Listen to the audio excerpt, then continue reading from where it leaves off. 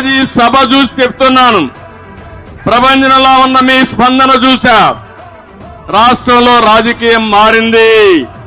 అందుకు సాక్ష్యం ఇది ప్రారంభం మాత్రం. ఇది సునామీగా మారుతుంది. ఈ సునామీలో వైఎస్ఆర్ కాంగ్రెస్ పార్టీ అడ్రస్ గల్లంతని చెప్పి మరొకసారి మీకు తెలియజేస్తున్నా.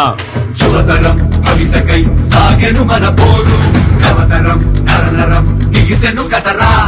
యువతరం తమగణం వినిపించే హోరు, జనగణం కనగణం రగిలెను పదరా.